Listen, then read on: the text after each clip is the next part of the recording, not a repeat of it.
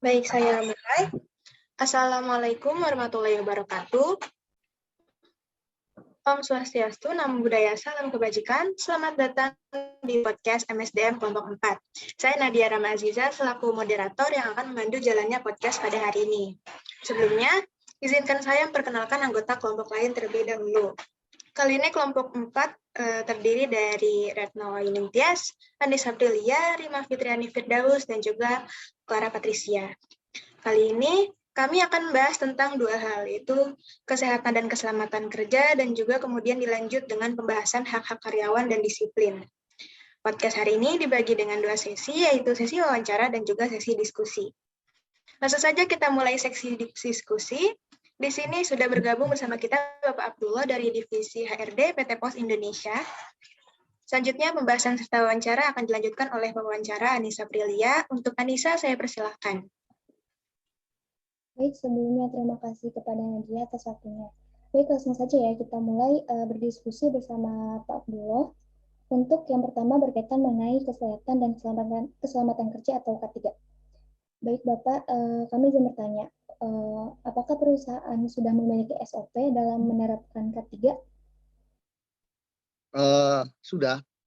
Jadi di perusahaan PT Pos Indonesia sampai saat ini dari dulu sudah menerapkan SOP K3 karena itu memang sangat penting bagi semua karyawan dan itu menjadi hak setiap karyawan untuk menjamin dan melindungi keselamatan dan kesehatannya tenaga kerja, semua tenaga kerja yang ada di PT Pos Indonesia.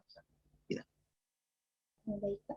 Lalu bagaimana sih Pak mekanisme penyampaian SOP tersebut kepada semua karyawan agar seluruh karyawannya itu memahami peran penting K3 dalam keselamatan kerja? Kita di perusahaan kita ada salah satu mungkin beberapa lah yang ditunjuk sebagai petugas penanggung jawab K3 yang mana mereka yang benar-benar sungguh-sungguh memahami mengenai prosedur dan implementasi tentang keselamatan dan kesehatan kerja, jaminan kerja. Jadi dengan menempelkan stiker-stiker dan juga mereka itu memberikan wejangan-wejangan ataupun ceramah-ceramah pada unit-unit di bagian-bagian yang ada di PT Pos Indonesia. Baik Bapak, lalu apa saja sih Pak isi SOP K3 yang ada di perusahaan tersebut? Ya, isinya tentunya sesuai dengan SOP K3 itu sendiri, yaitu segala kegiatan yang ada di kantor Pos Indonesia ini, semua karyawan atau tenaga kerja itu dijamin dan dilindungi untuk keselamatan dan kesehatannya setiap tenaga kerja melalui upaya pencegahan kecelakaan kerja dan penyakit akibat kecelakaan kerja. Lalu Pak, untuk itu upaya apa saja Pak yang dilakukan perusahaan untuk menciptakan lingkungan kerja yang aman? Ya, kita tidak bosan-bosannya selalu mengingatkan kepada karyawan, terutama pada melakukan orientasi kepada karyawan baru, memastikan bahwa mereka selama menjalankan tugasnya harus menggunakan alat-alat atau sarana-sarana untuk menunjang mereka dalam melaksanakan kerja sesuai dengan K3. Baik Pak, itu kan dari lingkungan kerja yang aman. Kalau misalnya upaya perusahaan untuk melakukan lingkungan kerja yang sehat itu seperti apa ya Pak? Kita akan selalu memantau keadaan situasi di lingkungan kerja. Misalnya kalau dalam kondisi pandemi ini kan jadi perusahaan itu ada alat-alat sebenarnya disinfektan, selalu diadakan penyemprotan 2 bulan sekali, dan juga seandainya ada kasus-kasus di unit-unit tertentu dia akan diliburkan dan dilakukan penyemprotan, dan juga seandainya mungkin pas musim demam berdarah juga kita melakukan pengasapan ya itu. Jadi selalu kita memantau keadaan atau mungkin pengumuman-pengumuman yang ada di televisi atau pemerintah, sehingga kita akan mengikuti. Memang waktu-waktu momen-momen tertentu jika ada penyakit-penyakit yang mengganggu atau mungkin menghambat kita bekerja sesuai dengan yang benar gitu. Baik, Pak. Lalu dari karyawannya sendiri, apakah sudah taat pada peraturan ketiga itu dan patuh menggunakan alat pelindungan diri, Pak? Ya sampai saat ini sih ini semua karyawan sudah patuh dan mereka sudah memahami bahwa pentingnya bahwa alat-alat dan sarana-sarana yang mereka sediakan di kantor pos itu memang menjadi kewajiban bagi mereka sendiri untuk keselamatan mereka sendiri. Jadi mereka sudah taat dan patuh melaksanakannya. Untuk alat pelindung dirinya itu seperti apa yang digunakan? Tentunya alat itu tergantung dari medan kerja mereka masing-masing. Seperti kalau kita kan ada kurir pengantar, itu kita selalu memberikan fasilitas keamanan mereka. Kalau motor itu harus memastikan harus pakai helm, pakai sarung tangan, dengan sepeda motor yang selalu terkontrol, misalnya bannya bagus, remnya bagus, dan sepedanya nggak akan menimbulkan suatu kecelakaan. Dan mungkin kalau yang di dalam ruangan pun ada, kalau memang menggunakan lori ada sarung tangan, dan juga ada semacam alat kalau yang di bagian kiriman paket itu ada scanner dan alat X-ray yang memastikan atau mengontrol apakah benda-benda itu berbahaya bagi tenaga kerja kita enggak. Jadi kita tetap selalu melindungi dengan mengadakan alat-alat untuk keselamatan kerja para karyawan yang ada di pos. Baik, Pak. Lalu ada nggak sih Pak sanksi tegas kalau misalnya terdapat karyawan yang melanggar seperti itu? Bagi karyawan yang tentunya sudah berkali-kali atau mungkin pernah kita tegur, itu ada artinya gini. Sanksi pertama biasanya teguran lesan. Nanti kalau seandainya mereka masih melakukan pelanggaran K3, kita lakukan sanksi teguran tertulis. Kalau masih juga bandel, biasanya kita selalu pantau adanya pengurangan penilaian kinerja karyawan individu, penilaian individu karyawan, pengurangan ini. Yang nanti tentunya dia itu akan sangat berpengaruh pada penghasilan dan biasanya kalau ada bonus atau apa itu akan mempengaruhi mereka. Perusahaan itu sudah memasang jalur evakuasi belum Pak jika ada terjadi hal yang membahayakan gitu bagi keselamatan karyawannya? Oh ya, jadi sampai saat ini kita karena memang berupa gedung 6 lantai ya, jadi dan gedungnya dinyatakan sangat aman. Jadi jalur evakuasinya hanya di ini. Kita adakan tangga darurat. Dan tangga darurat itu selalu kita pantau akan selalu mudah jika terjadi kebakaran. Jadi jalur evakuasinya di tangga darurat yang tidak boleh diletakkan barang-barang yang ada di situ.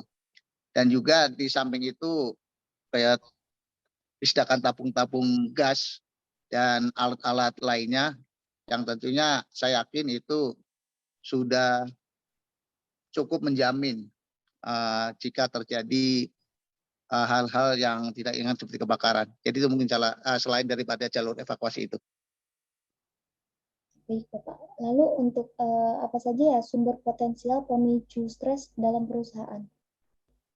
Biasanya sumber-sumber pemicu stres itu pada waktu momen-momen tertentu seperti tahun baru, Lebaran, itu biasanya kan kiriman itu sangat menumpuk, dan tentunya kalau memang karyawan itu kita sampai saat ini tidak adanya penambahan karyawan, tentu itu akan memicu karyawan itu agak cukup stres.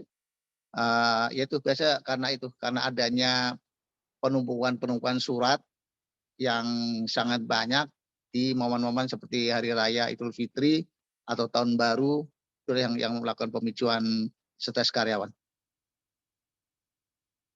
Baik, Bapak, satu lagi pertanyaan mengenai K3 ini. Bagaimana upaya perusahaan untuk mencegah dan menanggulanginya?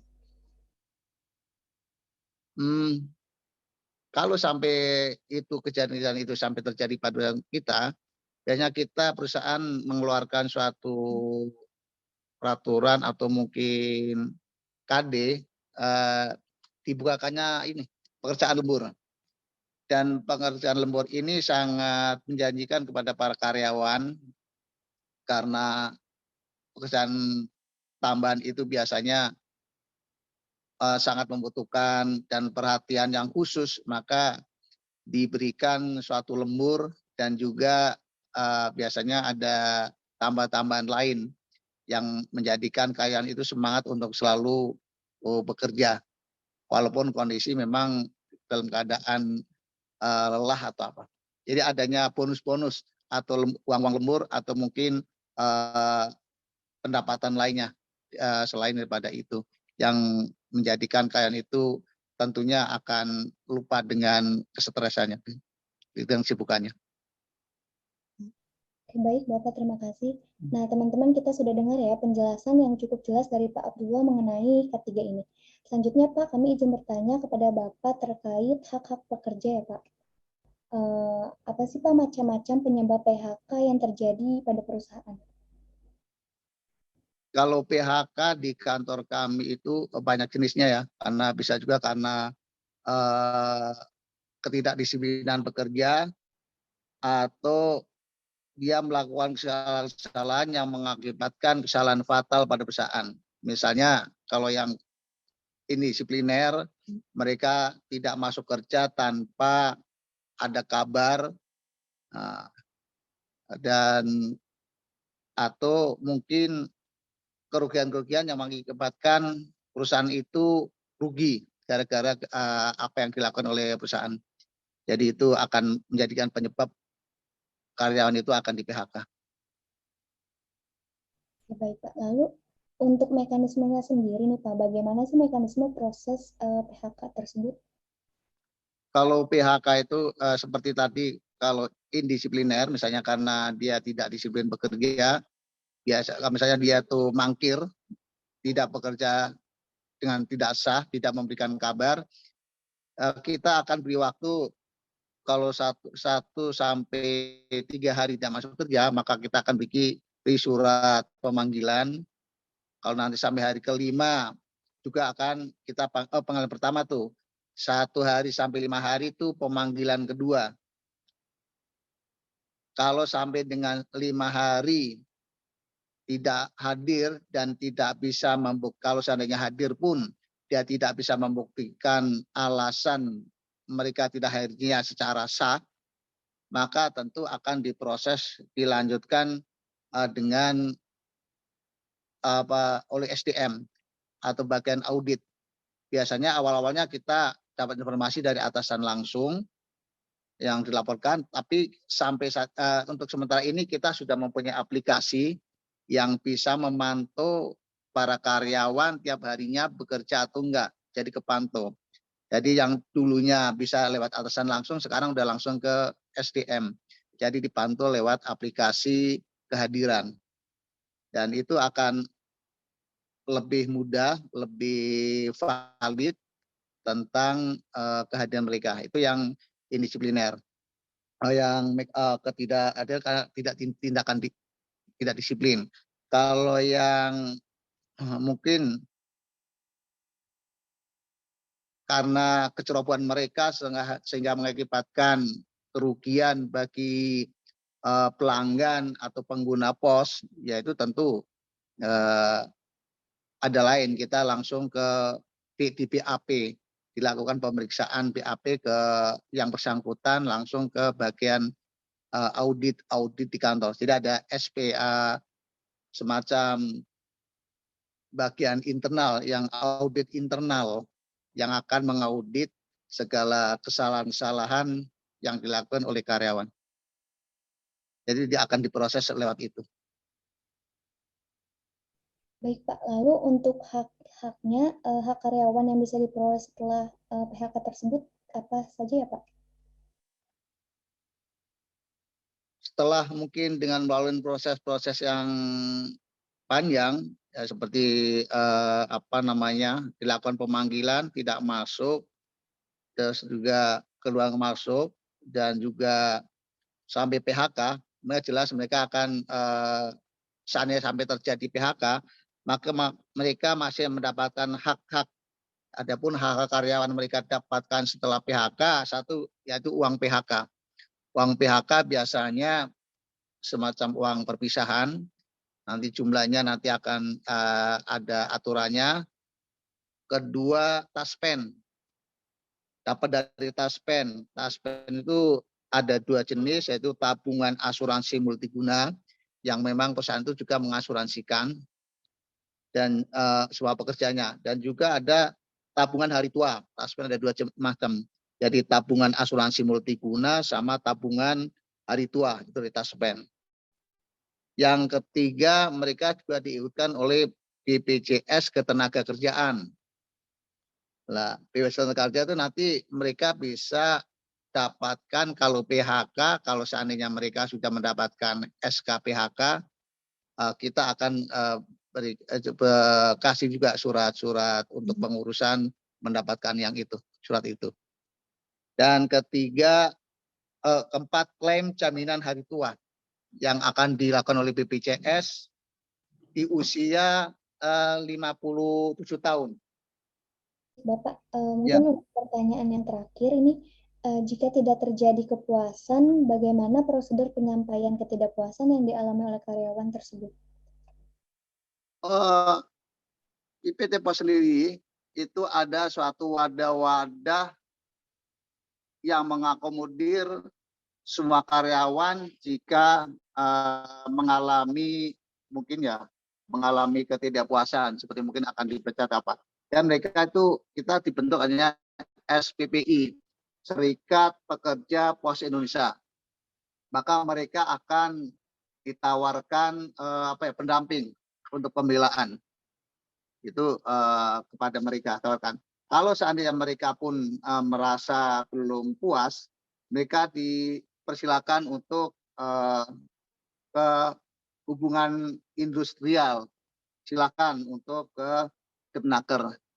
Jadi kita masih tetap terbuka kalau memang seandainya kita tidak saklek langsung memutuskan mereka, tapi kita tetap masih menerima seandainya memang mereka memanfaatkan hak-haknya, yaitu lewat pembelaan SPPI Serikat Pekerja Pos Indonesia itu sendiri, atau mungkin yang lebih tinggi ke hubungan industrial, yaitu ke Depnaker. Kita masih bisa, kalau memang ada kesalahan di kami, kita masih bisa menerima kembali untuk menganulir buklisnya itu, PHK-nya itu. Bapak, jadi ada wadah Serikat Pekerja dan SPPI ya Pak. Oke Bapak, terima kasih sudah menjawab beberapa pertanyaan yang kami sudah berikan. Baik teman-teman, tadi kita sudah dengar pemaparan dari Bapak Abdullah. Sekali lagi terima kasih kepada Bapak Abdullah atas waktunya. Baik, untuk selanjutnya saya serahkan kepada moderator. Baik, terima kasih Anissa atas sesi wawancara tadi. Bisa disimpulkan barusan yang ada di perusahaan itu, semua karyawan dijamin dan dilindungi untuk keselamatan dalam kecelakaan kerja dengan alat pelindung diri yang berdasarkan bidang kerja masing-masing.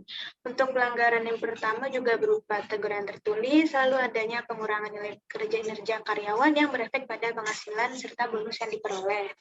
Lalu juga tadi dibahas tentang karyawan terkait tindakan indisipliner karyawan. Adanya sistem aplikasi yang bisa memantau kehadiran karyawan juga wadah serikat pekerja. Baik, terima kasih banyak kepada Bapak Abdullah yang sudah bersedia membagi informasi tentang ketiga dan PHK kepada kami semua. Oke ya, ya udah. Terima kasih. Terima kasih Bapak. Assalamualaikum warahmatullahi wabarakatuh. Waalaikumsalam warahmatullahi wabarakatuh. Saya remove ya Pak. Ya. Cukup sekian sesi wawancara kali ini. Selanjutnya podcast akan dilanjutkan dengan sesi diskusi terkait contoh implementasi di hak-hak karyawan. Untuk pembahasan sesi diskusi dipersilakan. Baik, di sini kami akan melanjutkan dengan diskusi hak-hak karyawan dan disiplin.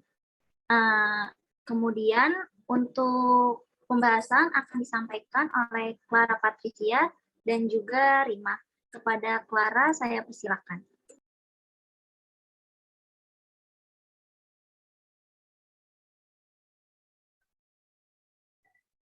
Baik, di sini saya akan menyampaikan terkait contoh implementasi hak-hak perlindungan pekerjaan.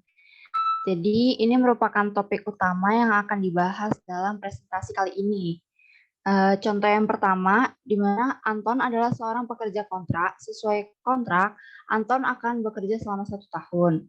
Perusahaan harus memutuskan kontrak Anton setelah 1 tahun tersebut dan tidak boleh memutuskan kontrak lebih awal.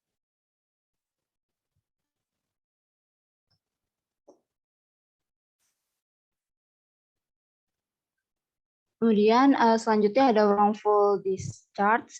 Jadi Vano adalah seorang karyawan di perusahaan. Sejak ia bekerja di perusahaan tersebut, ia sudah mengetahui bahwa perusahaan tersebut melakukan sebuah tindakan kriminal berupa manipulasi data keuangan yang merugikan pihak investor.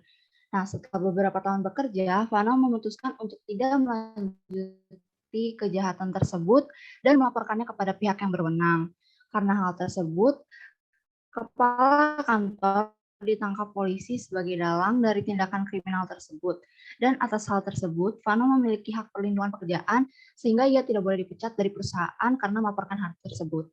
Kemudian selanjutnya ada whistleblowing. Contohnya di sini ada Bina. Bina adalah seorang karyawan di Pos Indonesia. Ia bekerja di divisi Finance Accounting, di mana pada suatu saat Bina diajak untuk melakukan tindak kriminal oleh kepala kantor. Dan ia menolak hal tersebut serta melaporkan hal tersebut kepada pihak yang berwenang.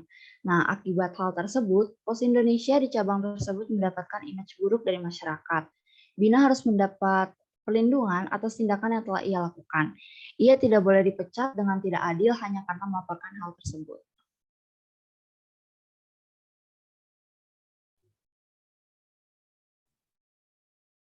Selanjutnya ada implied kontrak. Contohnya ada jika bekerja di perusahaan A, kemudian ia ditawarkan posisi oleh perusahaan B menjanjikan gaji yang lebih besar kepada jika ia menerima tawaran menjadi karyawan di perusahaan tersebut. Perjanjian gaji tersebut harus ditepati oleh perusahaan B saat jika benar-benar memutuskan untuk keluar dari perusahaan A dan bekerja di perusahaan B. Selanjutnya ada constructive discharge. Contohnya ada karyawan yang dipindahkan dari cabang daerah pedesaan ke cabang daerah kota harus mendapat pinjaman perlindungan dari diskriminasi dari karyawan lainnya. Karyawan yang dirotasi tersebut juga harus mendapatkan perlakuan dan hak yang sama dengan karyawan lainnya. Yang selanjutnya ada realization discharge. Contohnya di sini ada Kevin bekerja di perusahaan, kemudian ia ditawarkan pekerjaan yang lebih banyak oleh perusahaan. Saat Kevin sudah selesai mengerjakan tugas tersebut, perusahaan harus memberikan bonus yang telah dijanjikan kepada Kevin. Selanjutnya, plan closing notification. Contohnya ada seorang karyawan melakukan kesalahan atas kinerjanya sehingga menyebabkan kerugian yang fatal untuk perusahaan. Atasannya merasa atas kesalahan karyawan tersebut, maka karyawan tersebut harus di-PHK sebagai sanksi dari perbuatannya. Proses PHK harus sesuai prosedur dan dilakukan secara tertulis hingga melakukan sidang sehingga pihak yang terkait terlibat dalam pengambilan keputusan tersebut.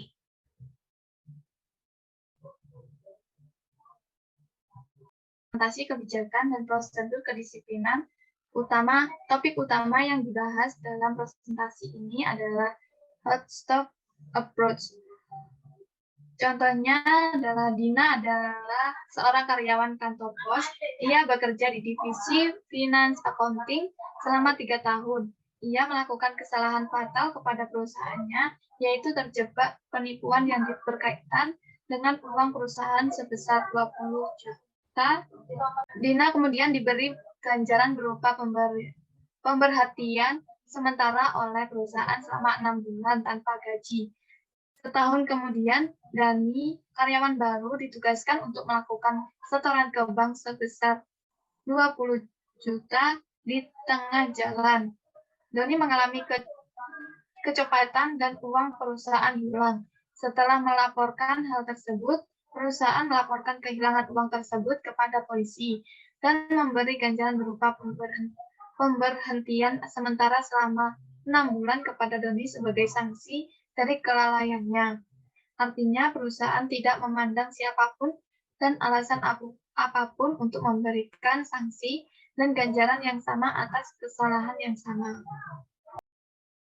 Sekian presentasi dari kami. Jika ada pertanyaan dapat menyampaikan pada saat kelas praktikum.